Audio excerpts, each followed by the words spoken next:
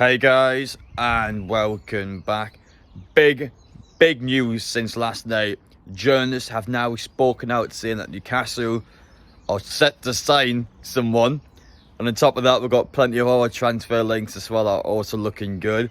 And of course, let's speak about yesterday because Arsenal have beaten Manchester United at Old Trafford. I mean, quite literally, the stadium was falling apart after the game for all the rain just shooting down the seats. It was actually embarrassing to watch.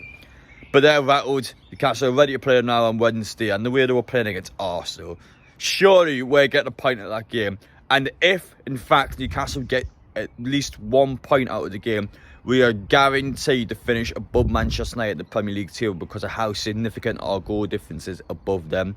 1 point and we are guaranteed top 7. And then at that point, if we finish 7th, we've got to rely on FA Cup football. Or if we are able to finish 6th, we don't have to rely on anything. So let's see how things go. Still a big push to go. I fancy Chelsea's last game against Brighton to be hard. So even though on paper it may seem like Chelsea are going to win their remaining games, I still don't think it's as easy as we can make it out to be. But Newcastle can make it easy for themselves by meeting Man U. No need to worry as long as we don't lose the game. A draw will be fine. Knowing our luck, Man U are going to win the FA Cup. So let's make sure we get top 6 in the league now and not rely on Man City winning the FA Cup because that just puts unnecessary pressure on us. Let's see how things go though.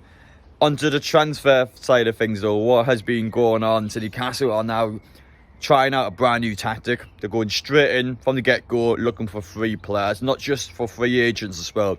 Also free youngsters are going to the youth team. It's an early stage where Newcastle obviously pre-planned going in for free agents they think will suit their team and just to get them out of the way straight away so then they can reinvest money, then they can look at potentially selling players on the FFP and then spend that money elsewhere. They've started a new tactic now where they're getting players in from the get-go so they're not panicking throughout the summer window to get certain players in. So let's talk about what's happening now in this video. If you guys enjoy the content, get down there, hit the subscribe button, smash the like button you enjoy. 6 days time we are in Australia, so it's less than 1 week now. Once the season ends, we are straight on a plane to Melbourne, so stay tuned so don't miss out on the Australia content and don't miss out on Newcastle's end of season tour. Just how is that going to go for them? As for transfer news, we have 4 players we are going to be talking about in this video. 4 is mental already.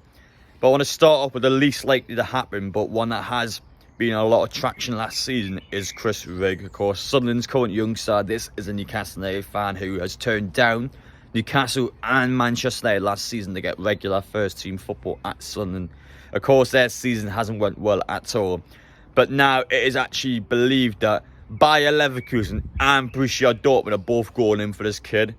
I mean, let's be honest, you're on his position right now. Bayer Leverkusen are quite literally the best informed team in world football. 2 games away from being the first invincible across an entire full season, which is mad. Dortmund as well have also brought in Jude Bellingham a few years ago. You've seen the absolute superstar he is now. Those 2 are just no-brainers over Newcastle, and surely if you're Chris Rigg, you're picking one of those 2. So straight away, as much as that we would like to bring him in as a youngster, one, I don't know where you get to in Newcastle's team. I don't know if you'd be shot straight into the under 21, so you'd be someone that'd be floating around the bench. But his position, you would pick Bayer Leverkusen or Dortmund, so I don't blame the kid at all. And maybe that will be one that happen in the future. But for now, nice and early, let's just get out of the way now. I don't see him going to Newcastle. I think he'll go to one of those 2 clubs if they actually do put an offer in for the youngster. As for Arsenal's current youngster and striker, Amaro Kaiser Dewberry, Newcastle United are looking to bring in this kid as a free agent to go straight in our youth system to help build up the academy just to make him an all-around better player that long-term will either go to Newcastle's team or will actually sell this kid on for a bit of dosh.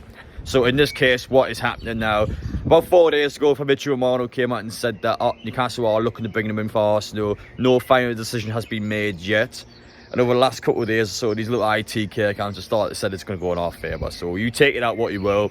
For me, don't think it's conclusive at all. Haven't heard any of the local journalists mention it. Haven't heard the likes of Romano mention it again. So update isn't just let you know that there has been rumours going around with these ITK accounts. But as I would normally say in these videos, don't take them words for granted at all. Definitely wait until you hear a more credible source come out of that information. But I feel like I should let you know just in case. And now it is time for the exciting part of this video. Let's talk about the 2 free agents The one from Bournemouth and the one from Fulham. And let's start up with Bournemouth by talking about Lloyd Kelly, a player who Eddie Howe clearly admires. I've watched quite a lot of him for Bournemouth. A solid defender who has kept Newcastle out this season. That's one of the main reasons why we aren't in top 4 football.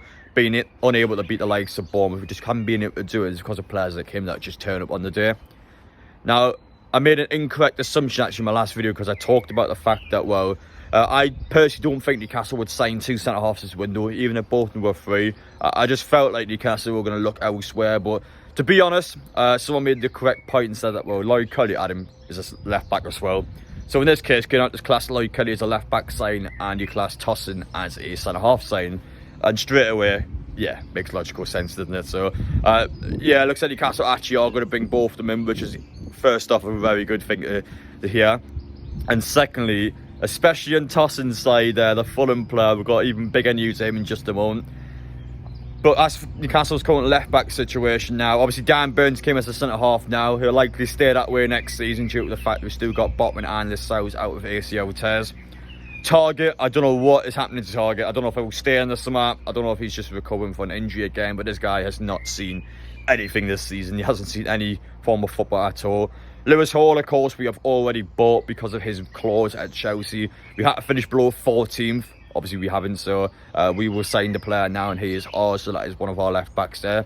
Livramento and Trippier can both play left-back if we desperately needed to, but ideally, you want both of them on the right-hand side, so that probably is not going to happen. So bringing Lloyd Kelly, strip Iron Hall, had European football, just rotating around constantly, it'll work, and Lloyd Kelly, of course, can also play centre-half, so if we need him to drop there, we can do, but straight away, Lloyd Kelly, versatile player, someone that is obviously keen on being here.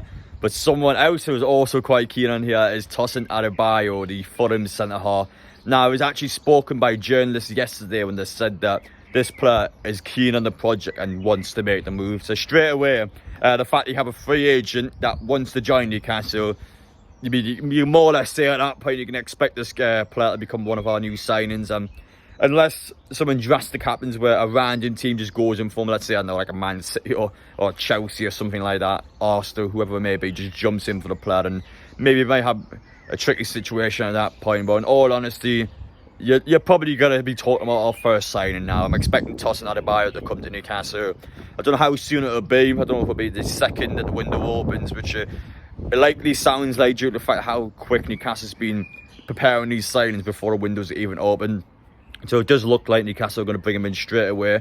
A player that's just going to suit us. You know, we've got a lot of issues with centre-halves, got a lot of issues with squad depth. A player that's just going to come in there. He's going to help us out. I would love to say I know more about the kid, but I don't. So I've heard decent things from what people have said. I think people have said, well, you know, Fulham had a tricky season, but this is a player that's been doing well for them. So definitely sounds like Newcastle obviously knows what they're doing. They know what they're going in for. And the fact they're getting all these free signs out of the way first, sounds like a busy summer. It sounds like Newcastle obviously made a mistake during the season where they haven't brought enough depth in. Straight away we've been destroyed with suspensions, destroyed with injuries, and Newcastle now seem to be taking a much more serious approach where they're going in bang, bang, bang from the get-go and bringing these players in. And it's crucial for us for the season we're going to be having next year. Obviously depends on European football. How many times I've said this, I can't state the importance of European football, but based on that and based on where Newcastle want to go, it's just no-brainer, bring these players in. We've got to do it, we've got to bring them in. And straight away, 2 free agents that even if things go wrong, a couple of years' time, we're going to be selling them for some money. So, not a bad thing at all. I feel like Newcastle are on the right track. Potentially 3 to 4 signings already, depending on the youngsters. So, I've got a lot of business going on. It's going to be a busy summer. So, it'll be God knows how many transfer videos is going to be so much to talk about, isn't there? So, yeah, there's a lot happening. It's going to be an enjoyable one, so make the most out of it, and we've just got to make sure Newcastle do their job and finish on a high. Got to make sure we do our job and get the job done. But finally, I want to speak about one more Craig Hope's articles from yesterday, because he was talking about, well, what Kieran Trippier said. So Kieran Trippier was actually at length about how important European football is for progression of a club, and how important it is, of course, for just how the club is going to be doing going forward. And straight away, I bang on about it multiple times there, but if you want to keep your top players, you need European football. You got to get every single season at this point now, because of where Newcastle are, because of the club that we want to be. If you're not getting at least Conference League football, we just haven't done well. especially the position we're being in as well. We've got to be at least getting top 7 from this point, like.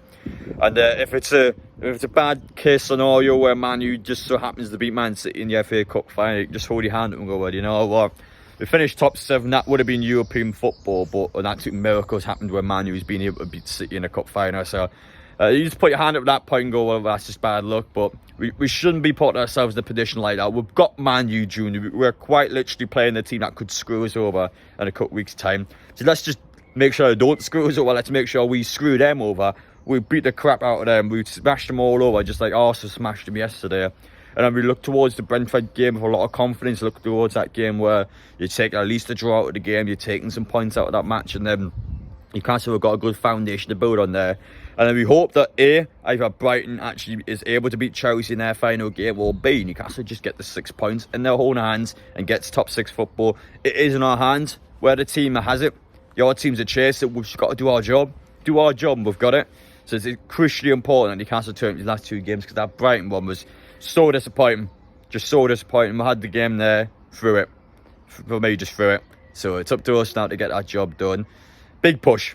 Big push is all I'm going to say. But listen, guys, thank you all for watching anyway. Let me know your thoughts down in the comments section. Are you happy with these transfer rumours? Are you happy with these transfer news that are coming out? Big couple of weeks coming up. Take care. Wish you all the best. And of course, we'll see you all in the next one.